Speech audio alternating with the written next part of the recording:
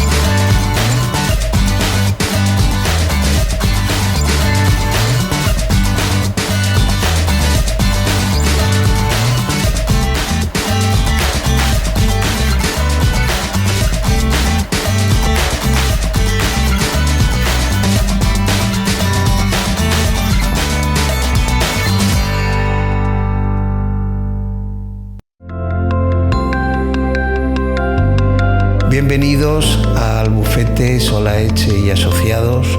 Es un despacho que cuenta con amplia experiencia en los sectores civil, financiero, fiscal, empresarial.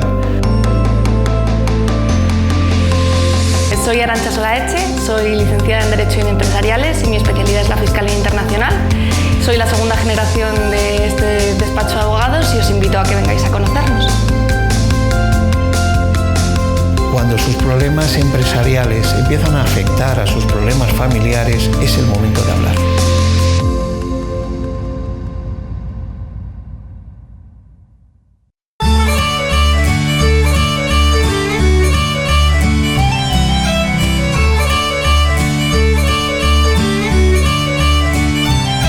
Para degustar la excelente gastronomía de Galicia y Madrid, visita Restaurante Pulpería Botafumeiro, verdaderos especialistas en cocina gallega. Se encuentran ubicados en la calle de la Parra número 42. Teléfono 91 472 7054. 91 472 7054. Restaurante Pulpería Botafumeiro, dirigido bajo la atenta mirada de don Amadeo Álvarez.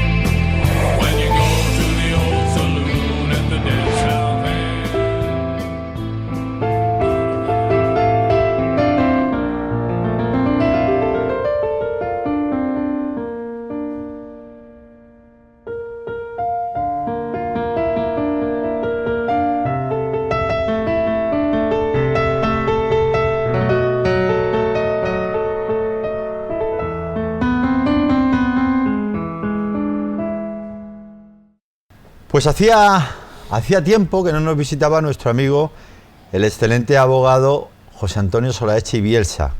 En muchas ocasiones lo veis en el canal 33 haciendo pues mención de su bufete de abogados. Pero ahora en esta ocasión, como podéis comprobar, le tenemos aquí y para nosotros es un placer tenerte, José Antonio. Muchas gracias. Y además con un tema de los que nos gusta tocar a nosotros. Sí. De los habituales. De los habituales, por desgracia, bajo mi punto de vista, que es el divorcio. El divorcio, digo que por desgracia porque cada vez hay más, ¿no? Pues sí, con la nueva ley del divorcio express, pues cada vez hay más divorcios. Estadísticamente se ha casi quintuplicado los divorcios con la ley anterior a la reciente ley de 2005. Quintuplicado, estás diciendo. Pues es una barbaridad, ¿no? Sí, ahora hay más libertad de hacerlo, ahora hay menos impedimentos, hay menos motivaciones. Con la ley de 30 del 81, que era la anterior ley, pues resulta que por lo menos para separarse y posteriormente divorciarse había que dejar pasar un plazo, unos tiempos. ¿Un año era? Un año. Y ahora un año de separación. Bueno, con la ley 3081, que era de 7 de julio, el artículo 82, que era ese en concreto, que lo hemos visto mucho, para iniciar los trámites de separación, pues tenías bastantes trabas. Es decir, tenías que tener claro que te querías separar y después divorciar. Es decir, en primer lugar tenías que estar un año sin convivir con tu pareja, con la otra parte. Separado. Para acreditar que has estado un año ininterrumpido donde has roto la convivencia con el otro cónyuge. Una vez que acreditas ese año, procedes a interponer la demanda de separación. ¿Qué ocurre? En el tiempo que interpones demanda de separación con la ley antigua, pues hombre, podía llegar incluso a la reconciliación o perdón con la otra parte, y entonces el matrimonio no se disolvía. El matrimonio, como bien sabes, se disuelve, entre muchas cosas, por el divorcio. Y entonces con la separación puede caber la reconciliación. ¿Qué ocurre? Una vez que había pasado ese año, que ya estás en la tramitación de la separación, una vez que se dicta la sentencia, aparte del tiempo que tarda la tramitación de la separación que se tramitaba en aquellas épocas, tenías que estar ese año correspondiente, y entonces ya tenías, uno, que habías dejado de convivir, dos, que era la sentencia, desde la sentencia de separación, para poder volver a interponer la demanda de divorcio, más el tiempo que tardó en tramitarse, tarda en tramitarse en el juzgado la correspondiente separación. Me he perdido un momento. El año de separación... El año de separación que se interrumpe la convivencia. Vale. Una vez que se interrumpe la convivencia, se presentaba la demanda de separación. Y cuando y eso obviamente pues tiene un tiempo, porque por regla general pues bastantes contenciosos, entonces no es un mutuo acuerdo, que yo me acuerdo en aquella época que hemos llegado a hacer separaciones pues en 7 u 8 días, cuando era un mutuo acuerdo. ¿De qué años estamos hablando? ¿Cuándo termina esa ley de estar en vigor? Desde la ley es 30.1981, que es el año de 7 de julio, y la sustituye la ley 15/2005, de 8 de julio, es decir, desde el 81 al 2005 se aplicaba la ley anterior. La del año. Y a raíz, toda esa que te he comentado, y a raíz del 2005 es la ley, para entenderlo, que se denomina la ley de divorcio o divorcio express, en el cual cambia totalmente las circunstancias, cambia todo. ¿De qué manera cambian las circunstancias? Pues hombre, cambia, así como hemos estado hablando, el tiempo que había que transcurrir para solicitar la separación y posterior divorcio, con este nuevo se puede solicitar divorcio directamente, es decir, se salta directamente al divorcio, una vez que acredites haber estado casado con el otro cónyuge 3 meses. 3 meses. Con el otro había que estar mínimo 1 año. Bien. Al presentarla puedes presentar demanda de divorcio, pero es que también hay otra cosa importante. En la anterior ley había que alegar una causa, que era el cese efectivo de la convivencia y la violación de derechos y deberes conyugales, etcétera, etcétera. Aquí no, en la nueva ley no es necesario alegar causa alguna, es decir, si tú mañana te divorcias de tu pareja, obviamente tramitas el divorcio sin dar explicaciones del motivo ni el porqué, es decir, la fundamentación ya sobra y el interés sobra. Y entonces, claro, esas circunstancias pues influyen bastante para la tramitación del divorcio.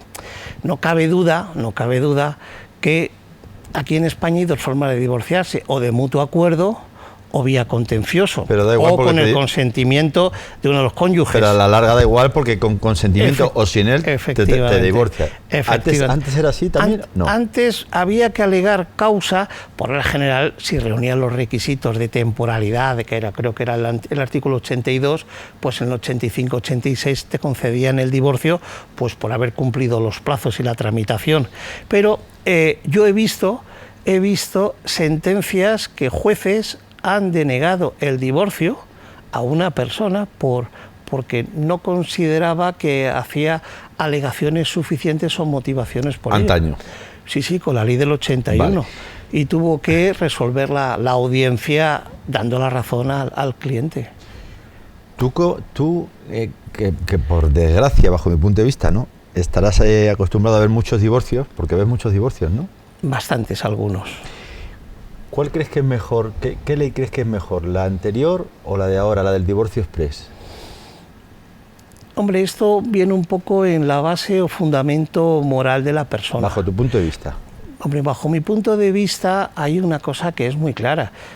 A mí me gustaba, soy más partidario, me gusta la familia, me gusta defender un poco los principios familiares. Y yo habría abogado más por la ley del 81.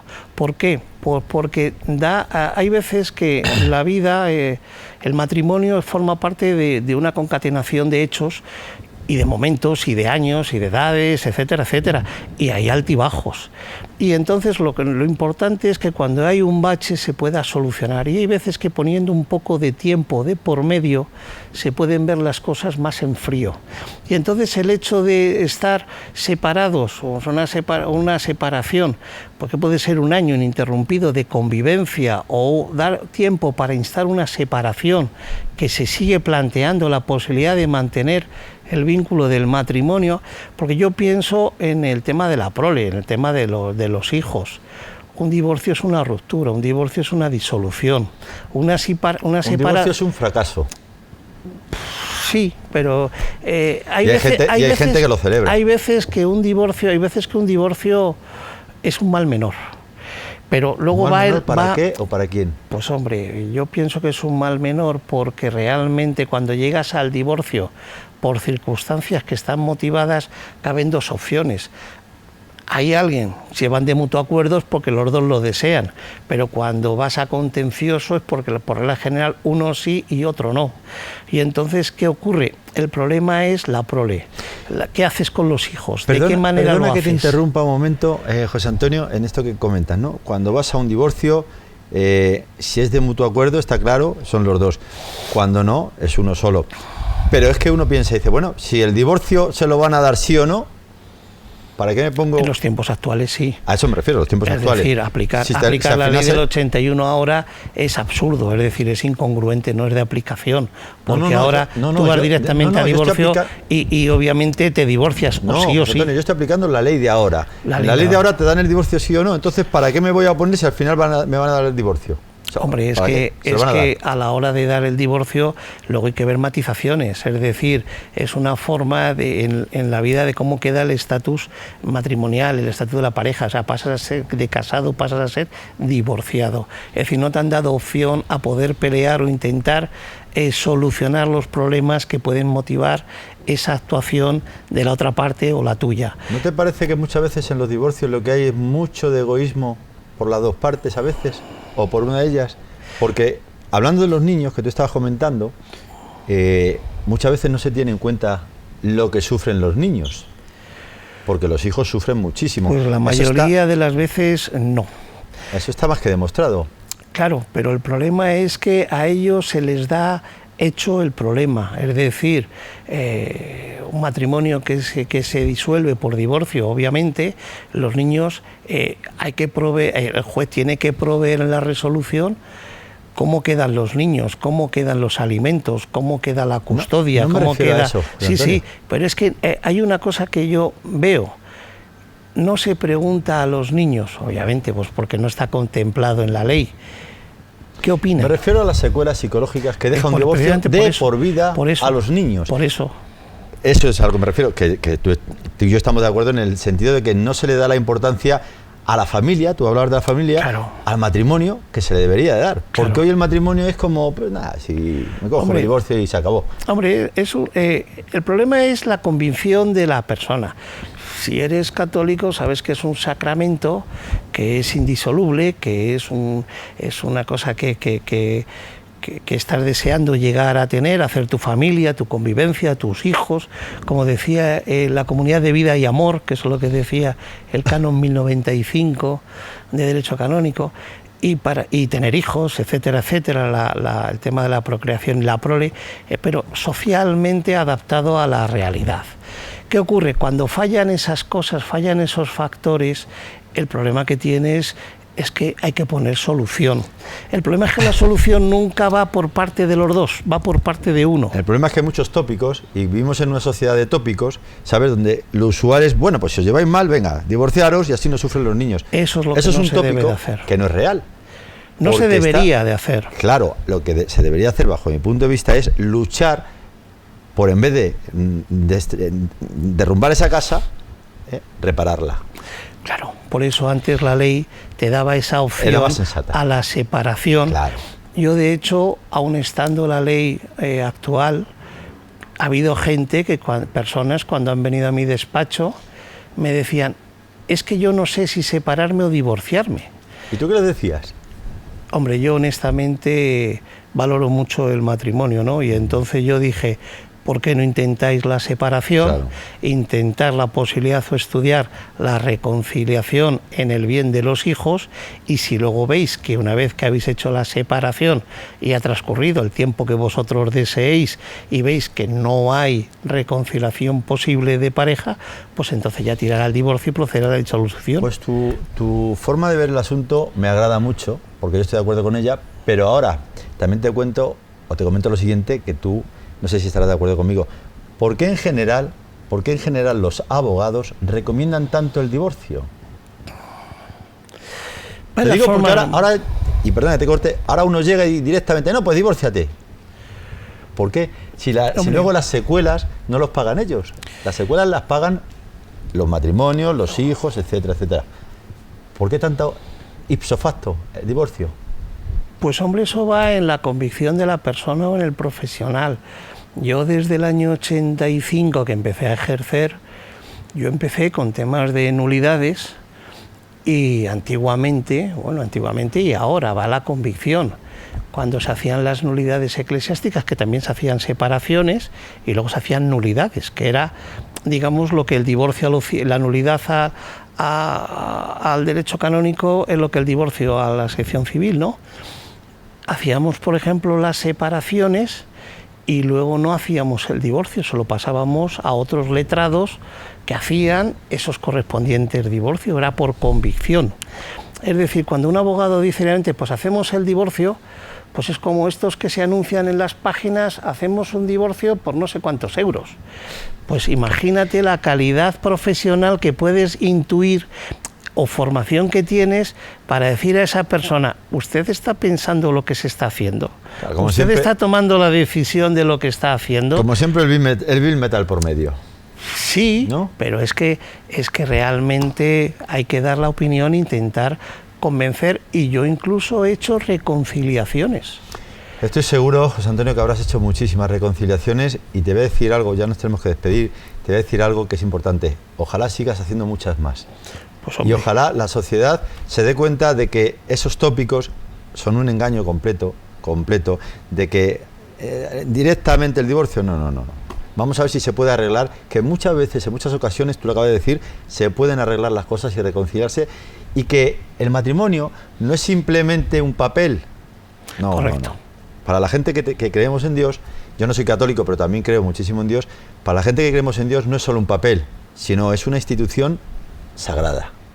Hombre, yo creo en Dios, creo que es un sacramento, creo que la indisolubilidad del matrimonio es importante, la convicción personal es importante, y luego ocurre una cosa, que no tienes que decaer a las tentaciones que tienes en la vida ni a los problemas en la vida, es decir, hay que solucionarlos y afrontar el problema. Es muy bonito llegar y decir, me voy de casa, me divorcio porque he pensado esto, y al final es todo lo mismo. Y al final a pagar el pato todos, el que se divorcia, el que quiere, el que no quiere, y sobre todo esos niños. Nos tenemos que despedir, José Antonio. Pues se me ha hecho muy corto porque es un tema de verdad para hablar largo y tendido contigo. Cuando me dijiste hablar de ese tema, obviamente no sabía ni por dónde decirte. Siempre es un placer tenerte con nosotros, bien, José Antonio. Ya sabéis, nuestro abogado y vuestro abogado, José Antonio Solaeche y Bielsa. Bueno, nos vamos a un corte publicitario y seguimos aquí en el programa Se Buscan Locos por la Cordura.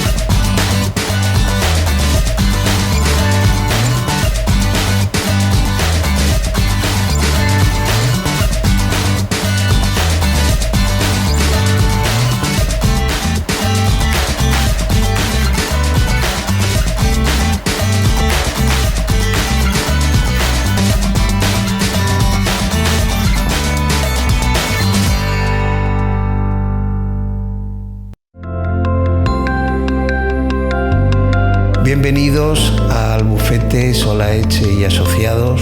Es un despacho que cuenta con amplia experiencia en los sectores civil, financiero, fiscal, empresarial. Soy Arantxa Solaeche, soy licenciada en Derecho y en Empresariales y mi especialidad es la Fiscalía Internacional. Soy la segunda generación de este despacho de abogados y os invito a que vengáis a conocernos.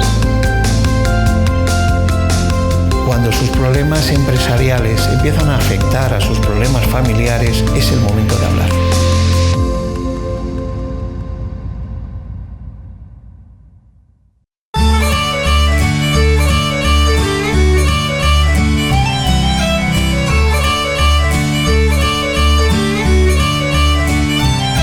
Para degustar la excelente gastronomía de Galicia y Madrid, visita Restaurante Pulpería Botafumeiro, verdaderos especialistas en cocina gallega.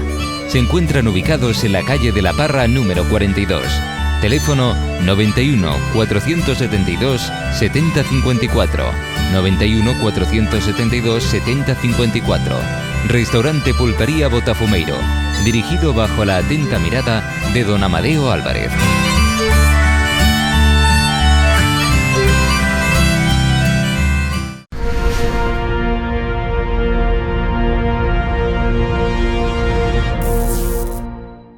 Pues seguimos aquí en vuestro programa Se Buscan Locos por la Cordura, y cuando decimos que se buscan locos por la cordura, pues es eso, es como se dice, ¿no? Pues buscar locos por la cordura. Pero en el caso de mi amigo Jesús Blázquez Magán, pues creo que hemos encontrado uno de esos locos cuerdos, pero bueno, antes de nada, bienvenido, Jesús. Muchísimas gracias, José. Bienvenido a tu programa, el Se Buscan Locos por la Cordura, que creo que es muy afín, ya hablaremos de ello, con este libro, ¿no? Pues sí, efectivamente. Yo cuando me invitasteis a participar en el tema de la presentación, tengo que deciros que ha sido muy gratificante, porque realmente el título va muy acorde con lo que yo he expuesto en mi ensayo de investigación. Efectivamente, los bueyes de Gerionés, sí. Ucronía geográfica de la Oikoumene. Efectivamente. Bien, cuando hablamos de ucronía, si no estoy equivocado, estamos hablando de una reconstrucción de la historia mediante hipótesis. Así es, sí señor. Por eso he querido especificar el título tanto y sobre todo indicar muy claro en la contraportada del libro que esto no es un libro de historia, ¿no? Es un ensayo. Es un ensayo de investigación, y como tal ensayo de investigación es muy difícil seguirle el hilo, o sea, no está novelado. No está novelado, estamos acostumbrados a leer grandes pasajes de la historia de la protohistoria y de la historia de España, etcétera, tal, como si fuera una novela, ¿no?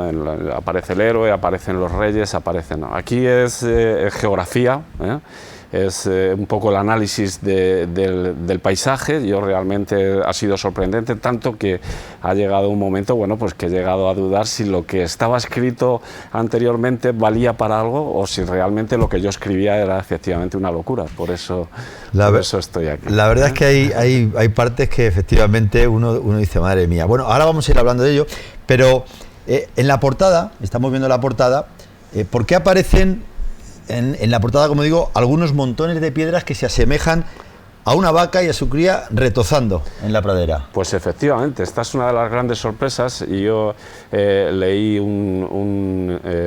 el trabajo de fin de grado de una estudiante de la Universidad Autónoma de Madrid, doña Mercedes Planas, a la que saludo desde aquí, porque realmente es una literata, por así decirlo, totalmente desconocida en el ámbito de la historia española, en el cual decía que en el norte de Madrid había un castro arévaco. Bueno, pues los arébacos, como todo el mundo sabe, responden a una morfología de gente que durante la protohistoria la protohistoria de España, pues fueron los famosos que lucharon en Numancia y en otras batallas inmensas, y pues, se consideraba la raza íbera más autóctona y más valiente, ¿no? Por así decirlo, los más duros, aquellos bárbaros que vivían en las montañas, ¿no? Y lógicamente, pues esto al entroncar con Iberia, pues efectivamente, inmediatamente nos encontramos con Hércules, al que los griegos llamaron Heracles. Y efectivamente es su denominación más antigua es Heracles, ¿no? Entonces, este señor, o este dios, este semidios, para mucha gente viene a Iberia y hace unos trabajos. unos trabajos que son portentos de titanes.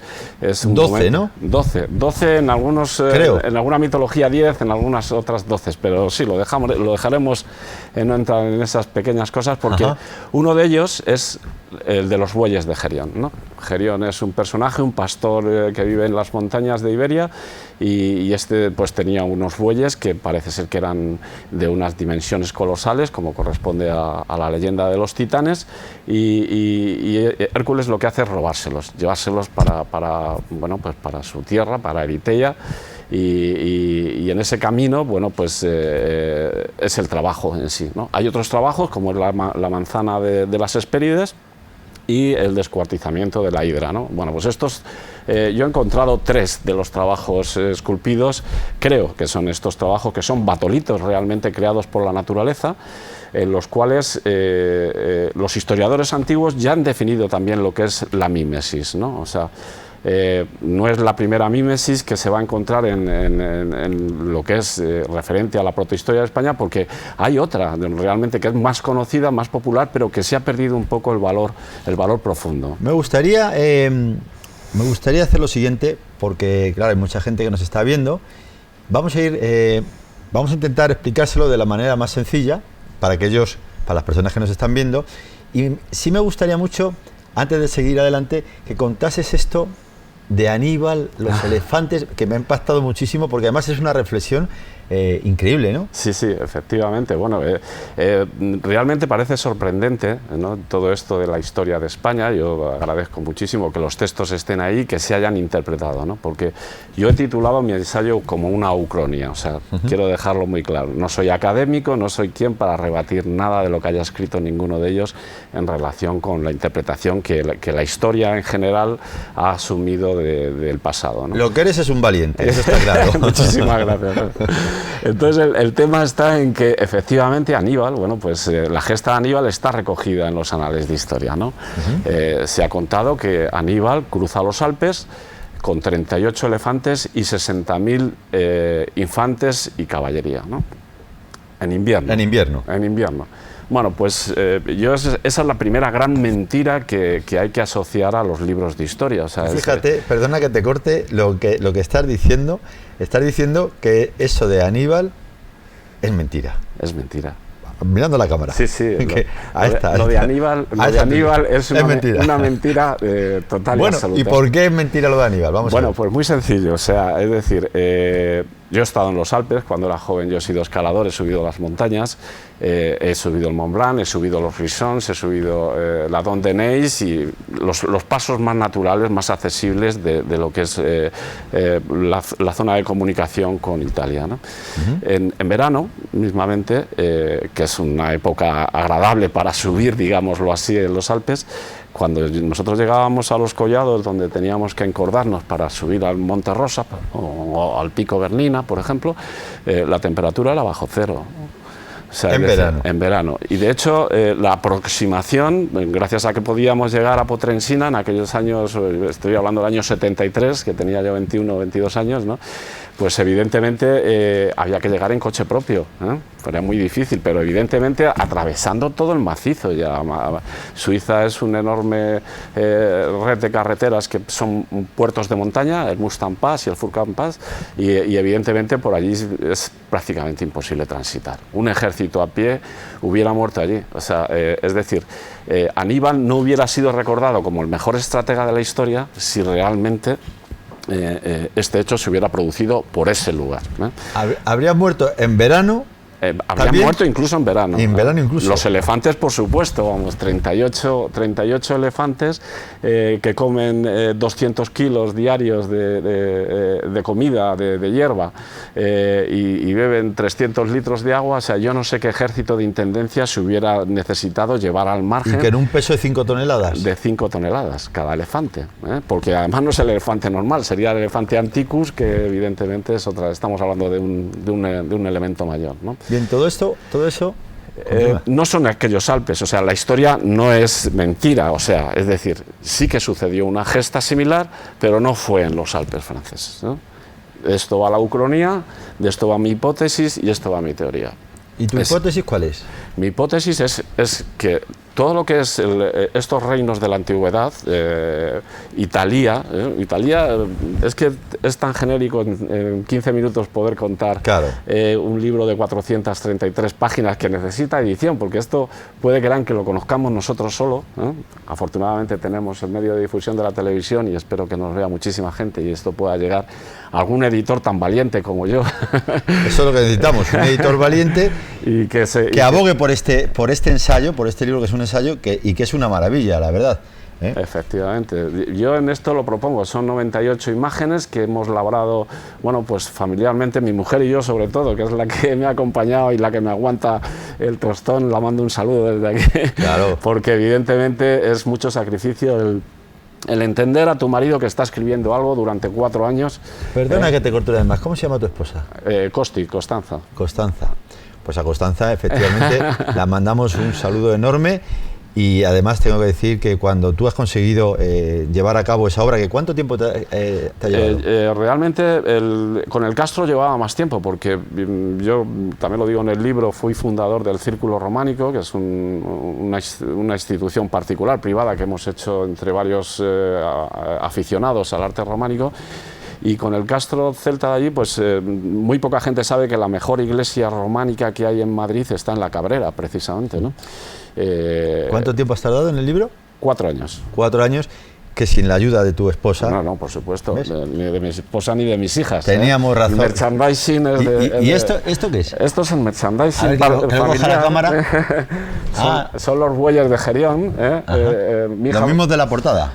Mi hija Sara, que es periodista, y mi hija Rihanna lo han sugerido. De hecho, además, me han regalado esta cazadora que es de marca y es preciosa, porque dice, un geógrafo se tiene que presentar en la televisión de forma naturalmente vestido, ¿no? ¿Ves cómo teníamos razón lo que estábamos hablando con José Antonio Solache? Mejor es un buen equipo, una buena familia y nada de divorcios. Bien, nos centramos, seguimos centrados en este libro, en este ensayo. Sí. Y otra pregunta que te quiero hacer, Murviedro, que ahora es Sagunto. Sí. Tú ahí tienes una hipótesis también de armas tomar, ¿no? Sí, pero de armas tomar. ¿Cuál es esa? Murviedro ha sido Murviedro siempre, hasta el siglo XIX. En el siglo XIX, Napoleón, las fuerzas de Napoleón, asedian la ciudad de Murviedro, porque es el puerto de Valencia, es lo más cercano a Valencia, etcétera, en aquella época. Y Murviedro es una localidad de interés geopolítico para el dominio de España, según los franceses, ¿no? Y la asedian, la ponen un asedio que dura 3 años, los soldados resisten bravos, como españoles siempre, el ejército español es de los menos valorados también en cuanto interiormente a nuestra capacidad de entendimiento, pero sin embargo es el que ha generado todas estas historias de luchas y de historias de España, pues tanto que el mariscal Suquet, que es el que está asediando la plaza, para honrar el momento de la rendición, después de pasar hambre, penurias y la enfermedad de 3 años, pues les rinde honores, les deja salir, una cosa inusual, con sus armas propias, desfilando, y al redoble del tambor del ejército francés, ¿no? O sea, él es el primero que hace una comparación de que esos soldados son tan bravos como aquellos que resistieron el asalto de Aníbal en Sagunto, y que por eso les rinde honores, ¿no? Entonces, a partir de ese momento existe como digamos, un terremoto en el mundo académico hispano, y entonces estamos en 1805 o 1810 y evidentemente en aquel momento la ciudad deja de llamarse Murviedro. O sea, tanto que aparece Martínez Campos para acabar el sexenio revolucionario y restaurar ya en Sagunto, en la ciudad de Sagunto, en Murviedro, pero ya rebautizada como Sagunto, a la corona borbónica, ¿no? O sea, entonces, bueno, hay que analizar esto precisamente. El valor de la protohistoria está en que reconocer sus méritos es reconocer los méritos de la historia de España. Yo creo que también es uno de los grandes problemas que afrontamos en el futuro.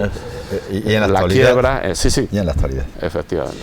Bueno, nos quedan un par de minutos. Efectivamente, 15 minutos se nos hacen cortos para hablar de un libro que desde aquí recomendamos arduamente, porque está hecho, por supuesto, con muchísimo cariño, porque hay que tener mucho cariño para hacer un libro así. Sí, sí. Y que bueno, que en otra ocasión esperamos, a ver si en otra ocasión podemos hablar un poco más largo y tendido, porque en los 15 minutos no me he enterado. O sea, no me he enterado, me refiero que hay muchísimas cosas más sobre las que podríamos hablar del libro.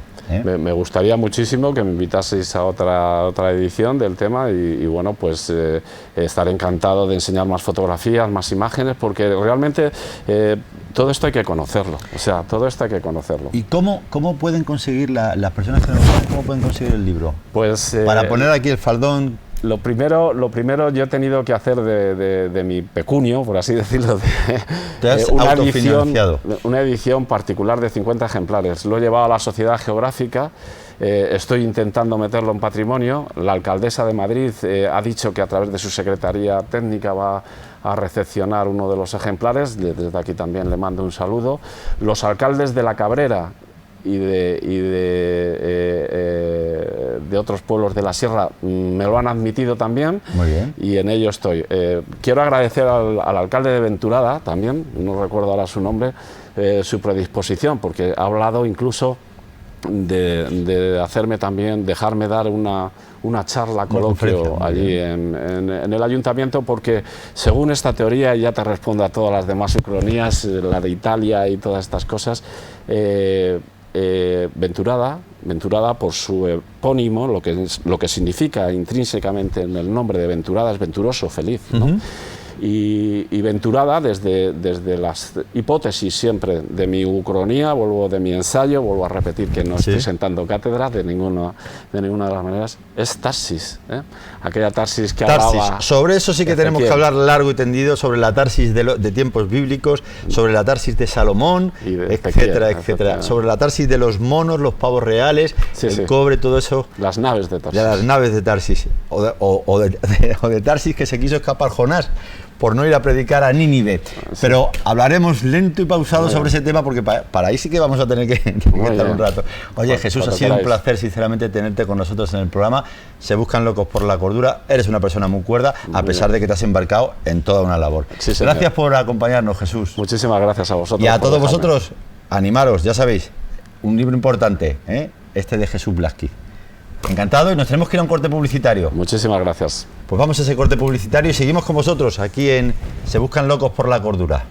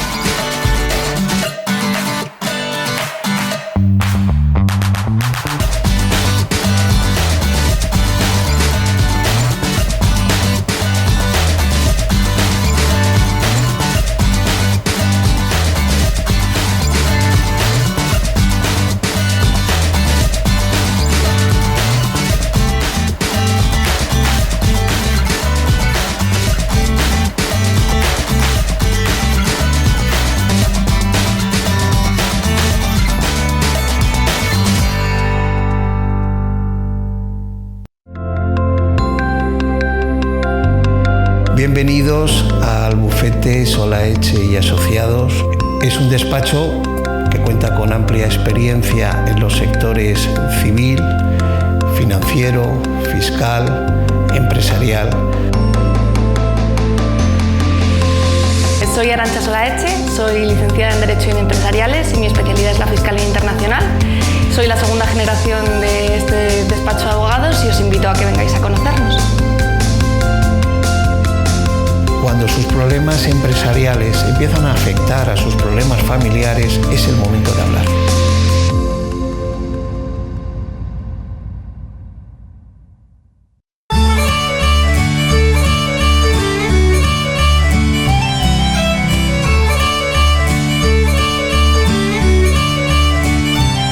Para degustar la excelente gastronomía de Galicia y Madrid, visita Restaurante Pulpería Botafumeiro, verdaderos especialistas en cocina gallega. Se encuentran ubicados en la calle de la Parra número 42. Teléfono 91 472 7054. 91 472 7054. Restaurante Pulpería Botafumeiro, dirigido bajo la atenta mirada de don Amadeo Álvarez.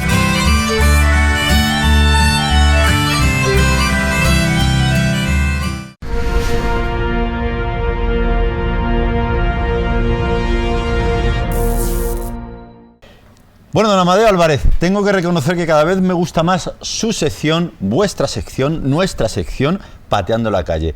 Y quería agradecértelo a ti en primer lugar y también a nuestro equipo, a Adri, a Rodri, a Sergio, que está bueno, antes de Sergio, a Mari Chaso y también a Sergio, que está llegando de París. Pues mira, hablando de París, esta semana nos fuimos a un sitio maravilloso, a un taller de una pintora que es francesa.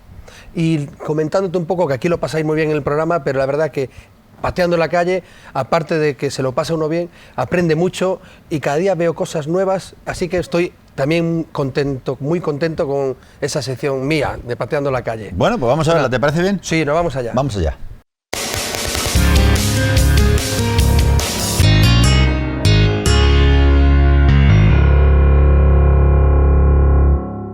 Hola amigos de Pateando la Calle, hoy nos encontramos en un taller con un arte tremendo, pero prefiero que os lo cuente la persona indicada, que se llama Ludivine Allegue.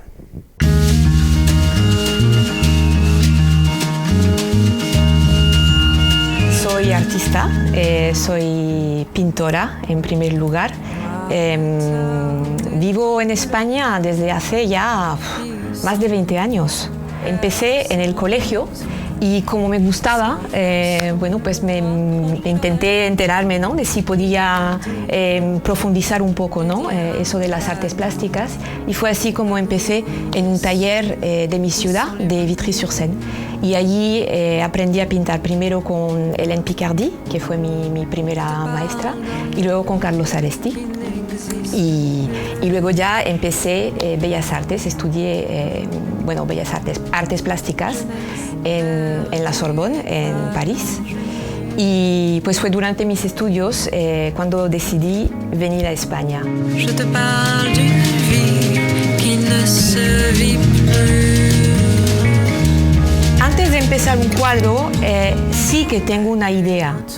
Pero lo interesante en la pintura, y creo que en el arte, no solo en la pintura, es que aunque tengas una idea clara de lo que quieres expresar, en el proceso de realización de esta idea, pues vas descubriendo cosas. Lo que a mí me interesa en el arte, en la pintura en particular, pues es acercarme a lo que no se ve, a lo que no vemos así a primera vista. La pintura tiene mucho que ver con la materia, ¿no? La pintura, ¿qué es? Es pigmento, es color, es tela, es bastidor. O sea, antes de pintar, pones tu tela sobre un bastidor, preparas tu tela. Es que hay un aspecto muy de fabricación, ¿no? Casi. Y ese proceso te hace humilde, porque a menudo tienes una idea y al empezar a concretarla te das cuenta de lo que tenías pensado, pues no funciona. Y entonces eso no es que modifique tu idea, pero hace que evolucione. Yo yo en concreto antes de empezar a pintar trabajo el mismísimo soporte, es decir, la tela, y la trabajo destejiendo partes de mi dibujo, parte de mi composición. Y después, cuando ya están destejidas las partes que quiero, entonces preparo la tela y pinto. O a veces también la dejo así, dejo el dibujo y las partes destejidas que componen pues otro dibujo dentro del dibujo. Y ahora mismo pues estoy trabajando sobre la memoria, y dentro de ese trabajo sobre la memoria, el destejer la tela es una forma de deconstruir las historias que en concreto que se cuentan en la familia, porque parto de las historias de mi familia, para llegar a lo que justamente silencian estas historias que se transmiten en la familia. Y en fin, y vuelvo a la esencia, ¿no? de la pintura que me interesa, que es acercarse a lo que no se ve a primera vista. Más que una afición, la fotografía empecé a los 17 años, y cuando estudié artes plásticas, pues una de mis opciones fue la fotografía, y más concretamente la fotografía analógica, es decir, la de la película, la que se revela en un laboratorio. La fotografía tiene ese también... es un poco alquimia y magia al mismo tiempo, porque tú vas haciendo tus fotos, compones tus fotos, sacas tu foto, pero hasta que no revelas tu película, tu carrete, y hasta que no revelas la fotografía en el papel, realmente no es un descubrimiento. No sabes del todo cómo esto va a salir. Y bueno, es que siempre me ha fascinado, ¿no? Este momento que pones tu papel en la cubeta con el revelador y aparece la imagen. Es que dentro de ese trabajo sobre la memoria que estoy haciendo, empecé a pintar retratos de personas de mi familia, y como me gusta y me interesa la idea de enseñar lo que no se ve en el retrato de la persona, empecé a utilizar la radiografía del retrato para enseñar en la radiografía elementos, datos que sugieren aspectos de la historia de esta persona que esta persona no cuenta necesariamente. Este taller forma parte de la 1415, y bueno, pues la 1415 participa en diferentes eventos que tienen lugar en Carabanchel. Por ejemplo, participamos en las 2 primeras ediciones de Arbanchel, que tiene lugar en mayo. En septiembre pasado participamos en el Festival Híbrid, que tuvo lugar durante 10 días en toda la ciudad. Y la semana que viene coorganizamos un festival de música, que creo que va a ser el primer festival de música de Carabanchel, con los estudios de música que hay en esta zona, en Pedro X y en Matilda Hernández. Pues si quieren conocer un poco más mi trabajo, lo pueden ver en mi página web, que es ludivineallegue.com.